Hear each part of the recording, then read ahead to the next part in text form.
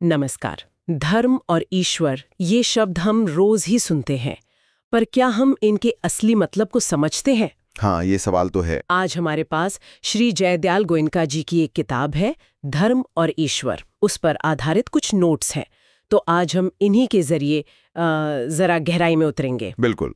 और इन नोट्स को देखें तो ऐसा लगता है श्री गोयनका जी का मकसद था कि सनातन धर्म की जो गूढ़ बातें हैं उन्हें बहुत ही सरल भाषा में समझाया जाए। हाँ, नोट्स में ऐसा इशारा है कि किताब शायद छोटी हो, पर उसमें ज्ञान काफी गहरा है। जी, ज्ञान की कोई सीमा नहीं है उसमें। तो आज इस चर्चा का हमारा मकसद यही है कि श्री जयदयाल गोयनका जी का नजरिया समझें। धर्म क्या है, ईश्वर क्या है, जैसा कि इन नोट्स में बताया गया है। जी हाँ। चलिए शुरू करते हैं फिर। सबसे पहले धर्म। अक्सर हम इसे रिलीजन या मजहब समझ लेते हैं ना? हाँ, आमतौर पर यही समझा जाता है। पर ये नोट्स तो कुछ और ही इशारा कर रहे हैं। बिल्कुल, नोट्स इस बात पे काफी स्पष्ट है।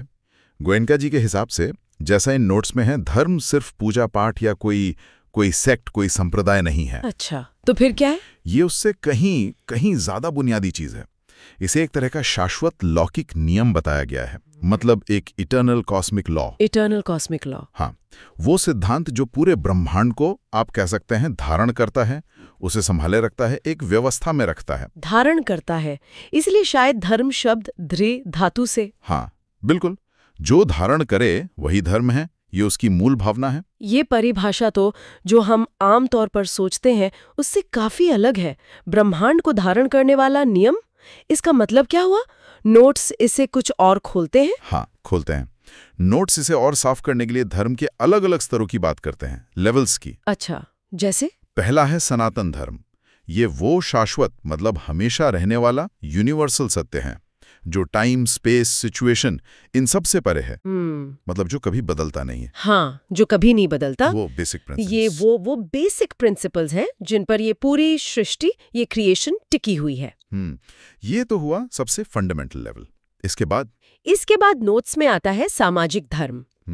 अब ये जुड़ा है समाज से। समाज के प्रति हमारे जो कर्तव्य हैं, हमारी नैतिक जिम्मेदारियां, हमारा आचरण कैसा हो, मतलब सोसाइटी में कैसे रहना है, उसके नियम। एक तरह से। हाँ, इसमें न्याय है, सच बोलना, दूसरों की मदद करना, ये सब मूल्य जो समाज को ठीक से चलाने के लिए जरूरी हैं, वो इसमें आते हैं। ठीक है, सनातन धर्म, सामाजिक धर्म, और तीसरा है व्यक्ति धर्म। ये नोट्स के मुताबिक व्यक्ति की अपनी खास जिम्मेदारियों से जुड़ा है। अपनी मतलब जो उसकी प्रकृति है, उसकी स्थिति क्या है समाज में, जीवन का कौन सा पड़ाव है, उसके हिसाब से उसकी ड्यूटीज तय होती हैं। अच्छा, यहीं पर नोट्स में वर्ण और आश्रम व्यवस्था का जिक्र आता है। वर्ण मतलब व्यक्ति का स्वभाव या उसका रोल, और आश्रम मतलब जीवन के स्टेज, जैसे ब्रह्मचर्य, गृहस्थ वगैरह। तो इनको समझने से व्यक्ति को अपने पर्सनल कर्तव्यों का पता चलता है। जी हाँ, बेहतर ढंग से पता चलता है। तो इसका मतलब ये हुआ कि धर्म कोई एक चीज नहीं, बल्कि एक मल्टी लेयर्ड सिस्टम है, व्यक्ति से लेकर समाज और फिर पूरे ब्रह्मांड तक फैला हुआ है। बिल्कुल सही समझा आपने, एक मल्टी लेयर ढांचा है। और नोट्स ये भी इशारा करते हैं कि ये सारे स्तर आपस में जुड़े हुए हैं। कैसे? देखिए, जब व्यक्ति अपने व्यक्ति धर्म का पालन करता है तो वो सामाजिक व्यवस्था में अपना योगदान देता है ना? हाँ, ठीक है। और जब सामाजिक धर्म का पालन होता है तो वो उस बड़े लौकिक नियम, मतलब सनातन धर्म के साथ हार्मनी में होता है। इन सब का जो सार है, जैसा नोट्स बताते हैं, वो है संतुलन, बैलेंस बनाए रखना। संतुलन? हाँ, संतुलन। इसमें न्याय, सत्य, करुणा, ये जो बेसिक ह्यूमन वैल्यूज हैं, ये सेंटर में है। ये सिर्फ किसी एक आदमी या समाज का संतुलन नहीं है, ये एक कॉस्मिक हार्मनी की बात है। और शायद इसीलिए जब ये संतुलन बिगड़ता है तब वो गीता का श्लोक आता है। नोट्स में उसका जिक्र है, यदा यदा ही धर्मस्य ग्लानिर्भवति भारत। बिल्कुल सही पकड़ा आपने। नोट्स इसी श्लोक का हवाला देते हैं। इसका मतलब यही है कि जब जब धर्म की हानि होती है, हाँ, यानी जब ये लौकिक और सामाजिक संतुलन बहुत ज्यादा बिगड़ जाता है, अन्याय बढ़ जाता है, झूठ का बोलबाला हो जाता है, तब ईश्वर खुद इस बैलेंस को ठीक करने के लिए अवतार लेते हैं। अच्छा, ये बात धर्म की इंपॉर्टेंस को दिखाती है कि ये सिर्फ कुछ रस्में या नियम नहीं है, बल्कि सृष्टि को चलाने का आधार है, और इसकी रक्षा स्वयं ईश्वर करते हैं। तो ये जो अलग अलग स्तर बताए, सनातन, सामाजिक, व्यक्ति, इनको समझना एक तरह से जीवन जीने का नक्शा देता है, एक नैतिक गाइडलाइन। हाँ, आप कह सकती हैं। ये बताता है कि हमारा रोल क्या है, हमारी ड्यूटीज क्या हैं, सिर्फ अपने लिए नहीं बल्कि इस पूरी बड़ी पिक्चर के कॉन्टेक्स्ट में। ये तो काफी व्यापक सोच है। जी, ये एक गाइड बुक जैसी है जो हमें बताती है कि हमारा स्थान क्या है, हमारी जिम्मेदारियां क्या हैं, पर्सनल लेवल से लेकर कॉस्मिक लेवल तक। ये सिर्फ क्या करें क्या ना करें नहीं बताती, बल्कि क्यों करें इसकी गहरी समझ देती है। अब धर्म की इस समझ के बाद दूसरा बड़ा सवाल आता है जिस पर नोट्स बात करते हैं, ईश्वर क्या है? हाँ, ये तो और भी बड़ा सवाल है, ईश्वर। इसके बारे में तो इतनी सारी धारणाएं हैं, इतने सारे विचार हैं। नोट्स गोविंद जी के नजरिए को कैसे सामने रखते हैं? क्या वो किसी खास रूप की बात करते हैं? देखिए, नोट्स के हिसाब से गोविंद जी ईश्वर को किसी एक रूप या किसी मूर्ति या ग्रंथ या रीति रिवाज तक ही सीमित नहीं मानते। अच्छा। वो ईश्वर को मूल रूप से एक सर्वव्यापी चेतना मानते हैं, ऑल परवेडिंग कॉन्शियसनेस, जिसे वेदांत में ब्रह्म कहा गया है। ब्रह्म? हाँ, ब्रह्म, वो परम सत्य जो इस पूरी सृष्टि का बेस है, जो हर कण में मौजूद है। सर्वव्यापी चेतना, ये विचार तो बहुत गहरा है। लेकिन हम तो ईश्वर को अक्सर साकार रूपों में पूछते हैं, राम, कृष्ण, शिव जी, देवी माँ। नोट्स इस बारे में कुछ कहते हैं? हाँ, कहते हैं। नोट्स इसी सर्वव्यापी चेतना के दो पहलुओं या स्वरूपों का जिक्र करते हैं। पहला है निर्गुण स्वरूप। निर्गुण मतलब बिना गुणों के? हाँ, बिना किसी आकार, गुण, नाम या किसी पहचान के। ये उस परम सत्य का एकदम शुद्ध, निराकार, असीम रूप है, जिसे सिर्फ तर्क या बुद्धि से पूरी तरह पकड़ना मुश्किल है। और दूसरा पहलू? दूसरा है सगुण स्वरूप।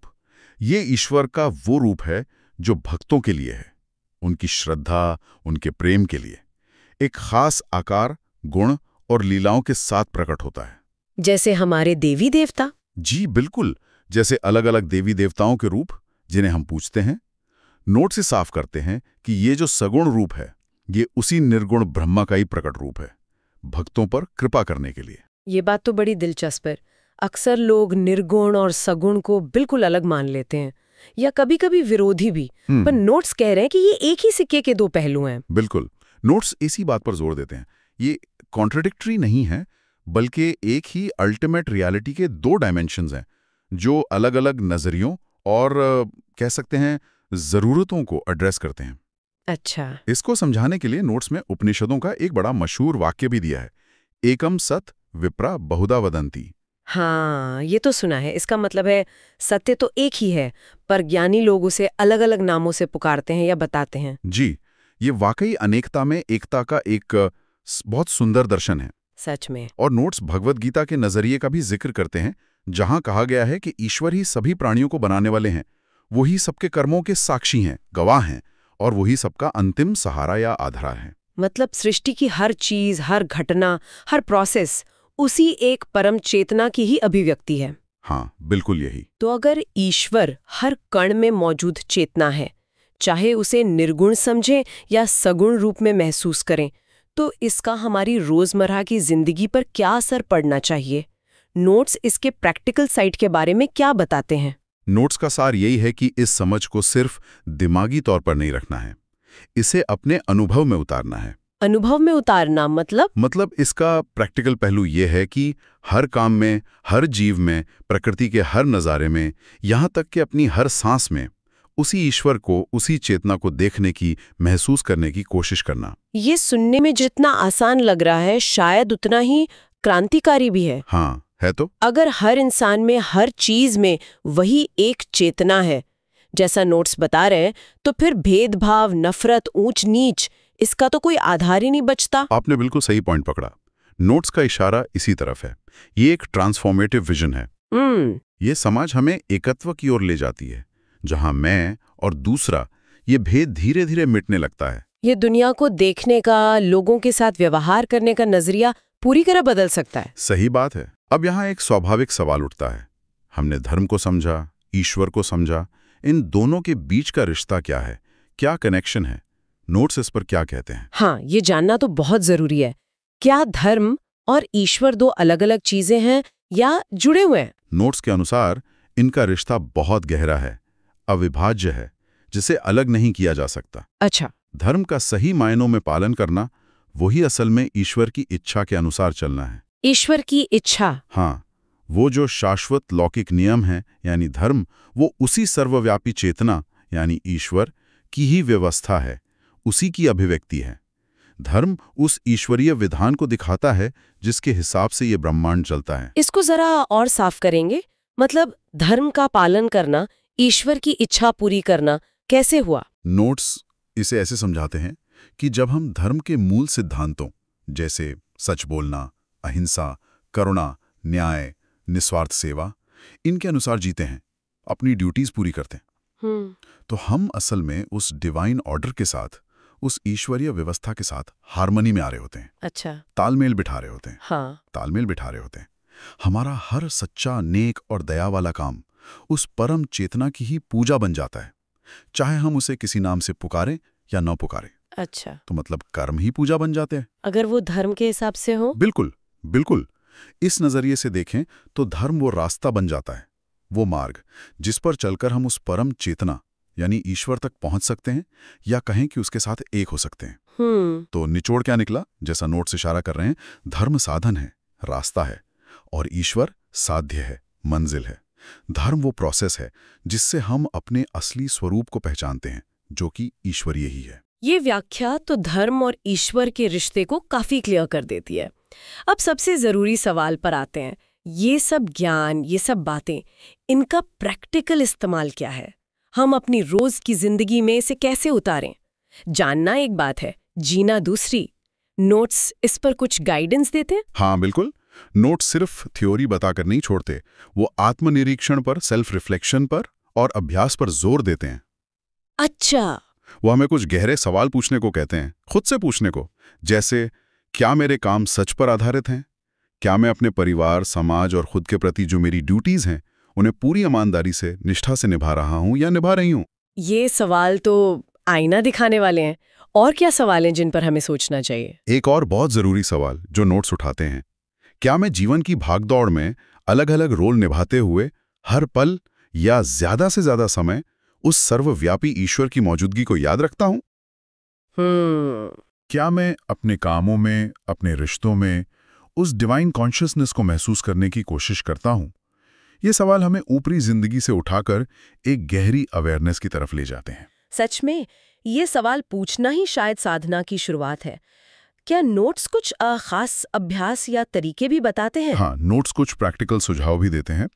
पहला है सचेत होकर जीना, कॉन्शियस लिविंग। Conscious living? हाँ, मतलब जो भी करें जागरूकता के साथ करें, अपने विचारों पर, अपने शब्दों पर, अपने कामों पर ध्यान दें, सजग रहें। हाँ। दूसरा, धार्मिक कार्य करना। धार्मिक कार्य मतलब पूजा पाठ? नहीं, यहाँ धार्मिक का मतलब कर्मकांड नहीं है। यहाँ मतलब है वो काम जो धर्म के मूल सिद्धांतों पर आधारित हों, सत्य, न्याय, करुणा, सेवा। अच्छा, ठीक है। और तीसरा सुझाव, हाँ, शायद सबसे जरूरी है। हाँ, तीसरा और शायद सबसे गहरा सुझाव है अपने कर्मों का जो फल है, जो रिजल्ट है, उसे ईश्वर को समर्पित कर देना। अच्छा, यानी मैंने किया, ये जो कर्तापन का भाव है, जो ईगो है, उससे मुक्त होकर काम करना, निष्काम भाव से। निष्काम कर्म। हाँ, निष्काम कर्म। सफलता मिले या असफलता, मान मिले या अपमान, इन सब से ऊपर उठकर सिर्फ अपनी ड्यूटी करना, और जो भी नतीजा आए उसे ईश्वर की इच्छा मानकर स्वीकार करना। गीता का कर्मयोग का सिद्धांत भी यही कहता है, और नोट्स इसी भाव पर जोर देते हैं। ये तो पूरी लाइफ की अप्रोच बदलने वाली बात है, कर्तापन से मुक्ति और फल की इच्छा से मुक्ति। बिल्कुल। नोट्स का मैसेज यही है कि ये ज्ञान सिर्फ पढ़ने या सुनने के लिए नहीं है, इसे अपने व्यवहार में, अपनी डेली लाइफ में उतारना ही असली मकसद है। ज्ञान को अनुभव बनाना, समझ को जीना, यही असली साधना है, जैसा इन नोट्स से लगता है। तो अगर हम इस पूरी चर्चा को समेटें, जैसा कि नोट्स में श्री जयदयाल गोयनका जी के विचारों को रखा गया है, धर्म वो शाश्वत नियम है जो सृष्टि को संभाले रखता है, जो बैलेंस बनाता है। जी। धर्म का सोर्स है, धर्म रास्ता है, ईश्वर मंजिल। बिल्कुल। और श्री गोयनका जी की सबसे बड़ी खूबी जो इन नोट्स से साफ झलकती है, वो है उनकी भाषा की सरलता। कितनी गहरी और मुश्किल बातों को भी उन्होंने इतने सीधे तरीके से समझाया है कि एक आम साधक भी उसे समझ सके और अपनी जिंदगी में उतारने की प्रेरणा ले सके। ये ज्ञान सच में टाइमलेस है। बिल्कुल सही कहा। उनकी स्टाइल की यही सादगी इसे खास बनाती है। अब इस चर्चा के आखिर में सुनने वालों के लिए एक विचार छोड़ते हैं। हाँ, जरूर। गोयनका जी के इस नजरिए को ध्यान में रखते हुए, जहां धर्म एक शाश्वत लौकिक नियम है और ईश्वर सर्वव्यापी चेतना, क्या हम अपनी रोजमर्रा की जिंदगी में जो चुनौतियां आती हैं, जो मुश्किलें आती हैं, यहां तक कि जो फेलियर भी मिलते हैं, उन्हें सिर्फ रुकावटें या बदकिस्मती समझने के बजाय उन्हें उस लौकिक नियम धर्म के साथ अपना तालमेल बेहतर बनाने का, अपनी समझ को गहरा करने का और उस सर्वव्यापी चेतना के और करीब जाने का एक मौका, एक अवसर, क्या हम उन्हें इस तरह देख सकते हैं? ये एक बहुत अच्छा सवाल है सोचने के लिए। क्या हम मुश्किलों को भी विकास का अवसर मान सकते हैं? इस पर विचार किया जा सकता है।